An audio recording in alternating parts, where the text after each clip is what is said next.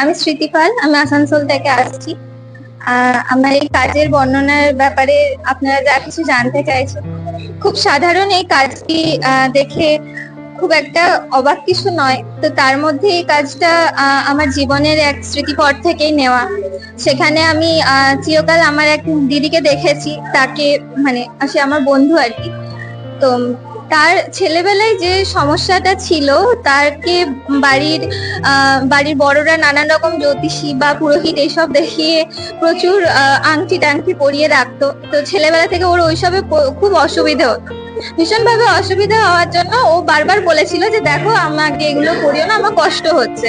তা সত্ত্বেও ওকে ওই সমস্ত আংটির ভার, হাতের এই পোর্শনে যা কিছু কাঠি গুঁজে রাখে এই সিম্বলটা হিসেবে, সে সবের জন্য অনেক অসুবিধা থাকতো। এবং সেই অসুবিধা থাকা সত্ত্বেও ওকে ওর দৈনন্দিন কাজ, সমস্ত নাচ গান ড্রয়িং সব কিছু কমপ্লিটলি করতে হতো।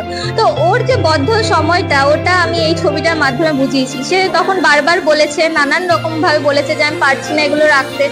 তার কোনো কথাই শোনা হয়নি, আমারও কোনো কথা শোনা হয়নি। তো সেই সিচুয়েশনটাকে তুলে ধরেছি, কেননা ওর ওই ব্যথাটা কেউই কখনো বোঝে।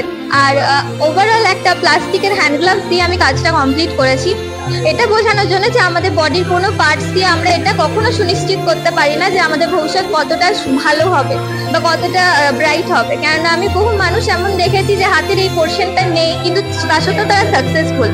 তো সেই সম্পূর্ণ জিনিসটা ইন্সপায়ার হয়ে আমার এই কাজটা করা। ধন্যবাদ।